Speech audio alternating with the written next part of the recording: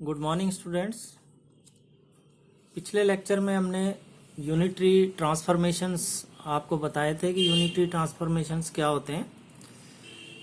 तो unitary transformations में एक किसी भी क्वांटम मैकेनिकल स्टेट को एक रिप्रेजेंटेशन से किसी दूसरे रिप्रेजेंटेशन में ट्रांसफॉर्म किया जाता है और उसको ट्रांसफॉर्म करने के लिए हमें पता है एक ट्रांसफॉर्मेशन मैट्रिक्स जिसको हम एस से रिप्रेजेंट करते हैं उसकी जरूरत होती है। तो अगर ये ट्रांसफॉर्मेशन मैट्रिक्स यूनिटरी हो, यूनिटरी इन नेचर, ये कैसी हो? यूनिटरी हो, यानी S dagger S is equal to 1 हो, तो उस केस में ये जो ट्रांसफॉर्मेशंस हैं ये कहलाते हैं यूनिटरी ट्रांसफॉर्मेशंस। और इन ट्रांसफॉर्मेशंस में अगर स्टेट पहले से नॉर्मलाइज्ड है तो after this transformation in new basis और in new representation also the state still remains normalised. और दूसरा क्या है यूनिटरी ट्रांसफॉर्मेशंस में? एम्पलीट्यूड भी इनवेरिएंट रहते हैं। ठीक है, तो एक तो नॉर्मलाइजेशन स्टेट का इंटैक्ट रहता है यूनिटरी ट्रांसफॉर्मेशंस में और एम्पलीट्यूड्स बदलते नहीं है, दे रिमेन इनवेरिएंट। और ये हमने प्रूव भी किया था। इसको हम दूसरे तरीके से प्रूव कर सकते हैं, यानी by use of matrix notation. तो इसको कैसे करते हैं प्रूव?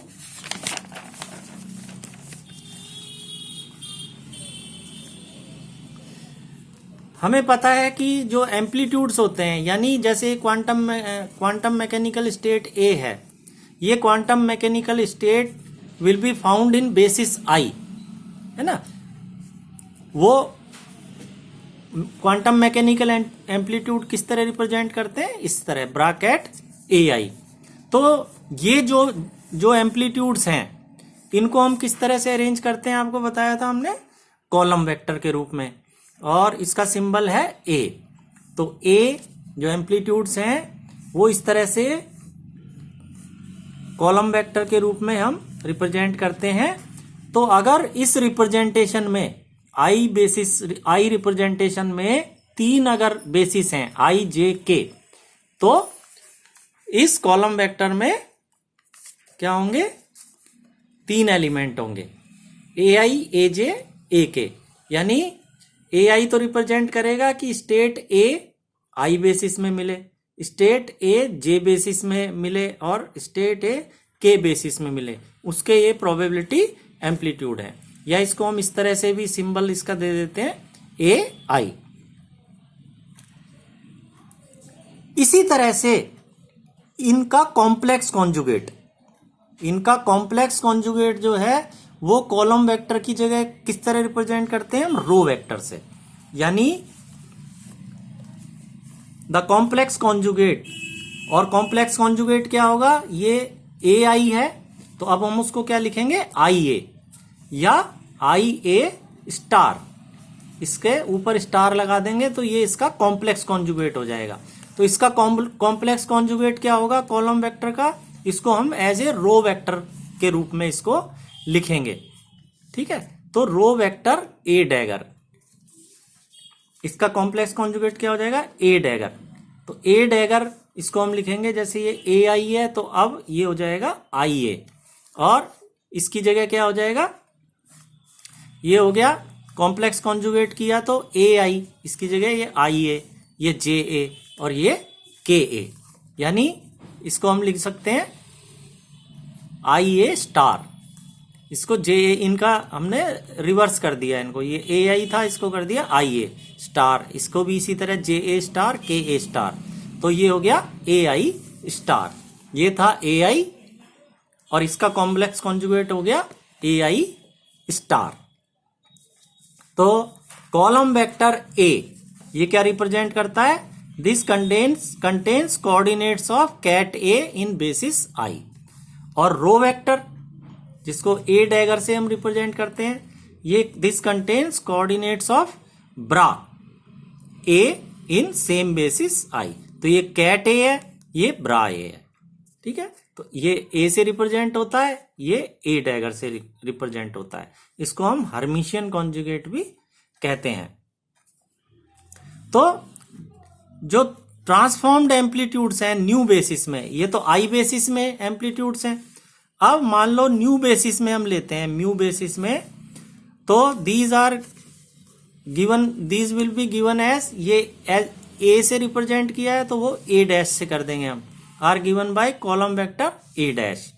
तो A dash is equal to, यहां आई ए था, अब न्यू बेसिस हम म्यू ले रहे हैं तो वो म्यू ए हो जाएगा। ठीक है, और मान लो यहां पर तो 3 बेसिस स्टेट आई जे के थी, यहां हम ले लेते हैं म्यू न्यू एंड जाई, तो ये हो जाएगा म्यू ए, न्यू ए और जाई ए। ठीक है, तो ये हो गया ए डैश, ए की जगह हमने क्या कर दिया यहाँ ए डैश न्यू रिप्रेजेंटेशन में, तो इसको ए डैश से रिप्रेजेंट किया, तो ये हमारा नया column vector new basis mu new and जाई में आ गया। ठीक है, तो ये ए आई था, तो ये हो गया ए म्यू। ठीक है, this will be A mu. और जैसे ये उसका हर्मिशियन कॉन्जुगेट या कॉम्प्लेक्स कॉन्जुगेट रो वेक्टर से रिप्रेजेंट किया, ठीक है, ए का ए डैगर हो गया, तो ए डैश का क्या हो जाएगा ए डैश डैगर। तो ए डैश डैगर, और ए डैश हमें पता है ट्रांसफॉर्म किस तरह होता है, S A dash is equal to क्या होता है एस ए। एस क्या है, ट्रांसफॉर्मेशन मैट्रिक्स है। ठीक है, तो ये ए डैश की जगह ऐसे लिख दिया, तो एस ए डैगर। और ए बी डैगर क्या होता है, बी डैगर ए डैगर, तो उससे ये क्या हो गया एस ए डैगर हो गया ए डैगर एस डैगर। ठीक है, so in this notation any amplitude P Q in basis I can be expressed as P Q bracket P Q is equal to P dagger Q, because bra P जो है उसको हम क्या लिख सकते हैं पी डैगर। ठीक है ना, तो ब्रा पी की जगह पी डैगर लिख सकते हैं, तो पी डैगर क्यू हो गया ये। Where P dagger, this is row vector corresponding to state P and Q is the column vector, Q is the column vector corresponding to Q, क्योंकि ये जो डैगर है हमें पता है ये कैसा होता है, ये रो वेक्टर होता है ना, और ये क्या होता है, ये कॉलम वेक्टर होता है। सो इन न्यू रिप्रेजेंटेशन म्यू बेसिस, ये तो आई रिप्रेजेंटेशन में, न्यू रिप्रेजेंटेशन में पी क्यू को कैसे लिख सकते हैं, पी की जगह पी डैश हो जाएगा। न्यू रिप्रेजेंटेशन में हम क्या लगा रहे हैं, डैश लगा रहे हैं, तो यहां पी की जगह क्या आ जाएगा पी डैश, डैगर तो एज इट इज रहेगा। इसी तरह क्यू की जगह क्या आ जाएगा क्यू डैश। तो न्यू रिप्रेजेंटेशन या म्यू बेसिस में इसको हम इस तरह लिख सकते हैं। अब पी डैश क्या होगा एस पी, इसको हम क्या लिख सकते हैं एस पी, और डैगर एज इट इज, और क्यू डैश क्या हो जाएगा एस क्यू। ठीक, तो अब एस पी डैगर ये क्या हो गया P dagger S dagger, P dagger S dagger, और एस क्यू हमने एज इट इज लग दिया। तो अब इनको इसको हमने कैसे लिख लिया, पी डैगर बाहर रख लिया और एस डैगर एस ये एक साथ रख दिए और क्यू एज इट इज। अब एस डैगर एस ये क्या होता है 1 होता है ना, अगर एस मैट्रिक्स यूनिटरी है तो एस डैगर एस क्या होगा 1 होगा, तो इसलिए ये 1 हो गया, ये आ गया पी डैगर क्यू, यानी पी क्यू न्यू रिप्रेजेंटेशन में क्या आ गया पी डैगर क्यू, और ओल्ड रिप्रेजेंटेशन में भी यही था पी डैगर क्यू, है ना, ओल्ड रिप्रेजेंटेशन में भी यही था, नई रिप्रेजेंटेशन में भी यही है। तो हम ये कह सकते हैं कि एम्पलीट्यूड जो है वो चेंज नहीं होता है अंडर यूनिटरी ट्रांसफॉर्मेशन, वो इनवेरिएंट रहता है। तो इस तरह से हम इसको आसानी से प्रूव कर सकते हैं कि amplitudes of the state remain invariant under unitary transformations.